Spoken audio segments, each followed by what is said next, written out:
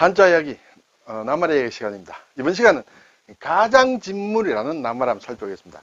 가장진물, 네, 처음 접하는 분도 아마 계시리라 생각이 되겠습니다만, 가장진물.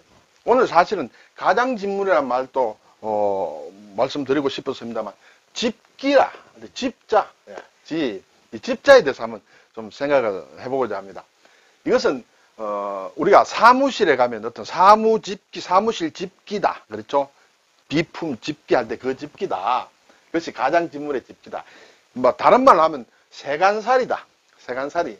또 가재도구라고도 하죠. 네. 세간살이는 순 우리말이다. 한자 말은 아니다. 이런 것을 한번 살펴보겠습니다. 네. 가장진물은 집가자다. 그리고 장은 감춘다. 그렇죠? 그리고 이 집은 10사람 10이다. 10십자가 있죠? 사람인이 있죠? 사람 10사람을 얘기할 때는 10이라고 하고, 세간살이 할 때는 집이라고 한다. 네. 그리고 물은 이제 만물물, 물건이다. 이렇게 되겠죠. 가장, 집에 갖추어 두고 있는 어떤 세간살이를 얘기한다. 그것을 가장진물이라고 한다. 집가자는, 진면자 아래 돼지 시자가 있죠? 네. 그리고 감출장은, 이렇게 풀초 아래에 또 착할장, 이 글자가 상당히 복잡합니다. 그렇죠? 그리고 10사람 10은 사람 인변의 10십자. 그리고 만물물은 소우자의 말물이다. 네, 발음이 여기서 왔다. 자, 이 가장진물을 국어사전에서 보니 집에 놓고 쓰는 온갖 살림도구를 얘기한다. 가장진물. 다른 사전을 보니 집안에 살림에 쓰는 온갖 도구다. 같은 말이죠. 예문을 보니 이번 홍수로 가장진물이 못 쓰게 되었다. 또 그 당시 우리 집은 땅과 가장진물을 팔아 빚을 갚을 수밖에 없었다네. 이런 것이 있었습니다. 자, 여기 사실은 요즘은 잘 안 쓴다. 이렇게 볼 수 있습니다. 가전도구라는 것을 꽤 쓰죠. 또는 세간살이. 예를 들어서 이번 홍수로 가재도구들이 못 쓰게 되었다. 이런 표현은 이제 요즘 씁니다. 많이 볼 수 있는데, 예전에는 좀 어려운 말로 가장진물이라고도 많이 썼다. 근데 이 말은 사실은 세간이다.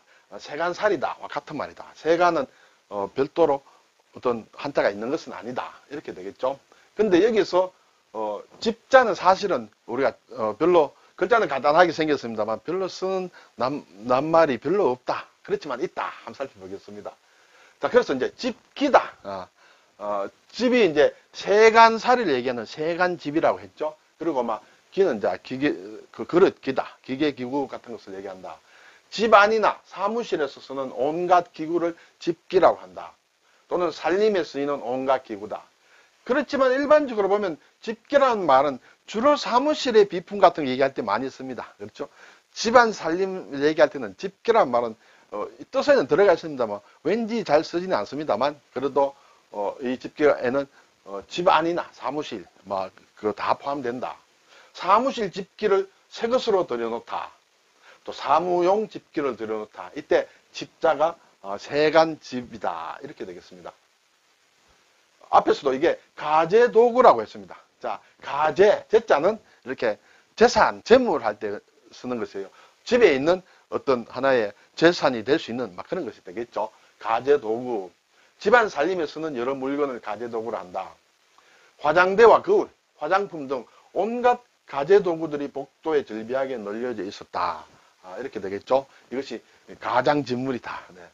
세간살이는 집안 살림에 쓰는 온갖 물건을 얘기하는데 앞에서 말씀드린 대로 한자 말은 아니다. 이렇게 되겠습니다.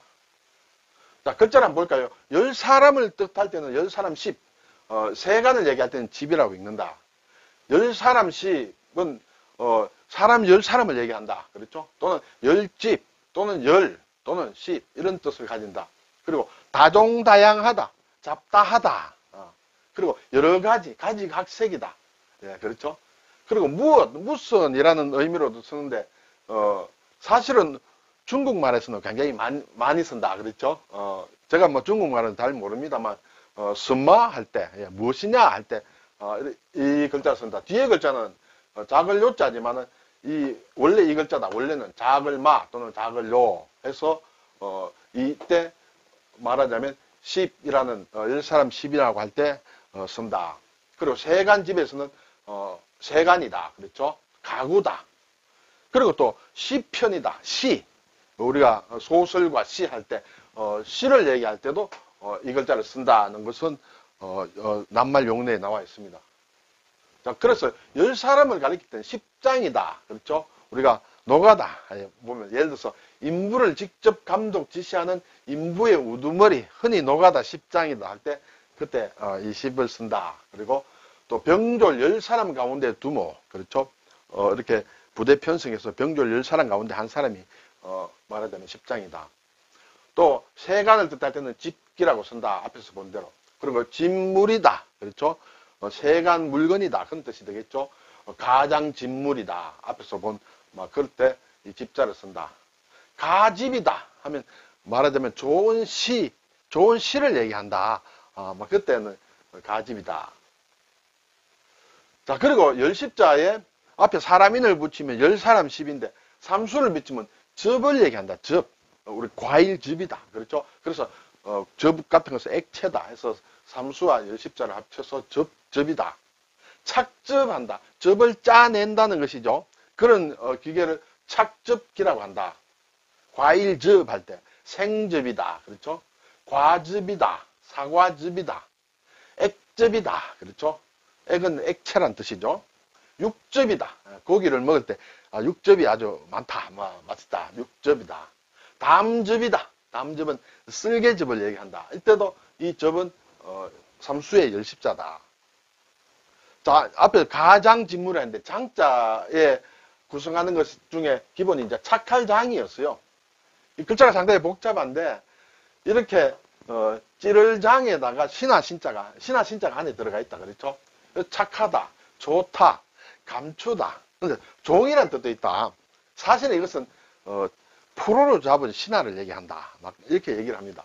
구체적인 뜻은 저도 자세히 알지 못하기 때문에 상세하게 말씀을 못 드리겠습니다만 이 글자 자체로는 별로 낱말을 만들진 않습니다만 우리가 오늘 나오는 가장진물에 감출장자 위에 불초를 얹었죠.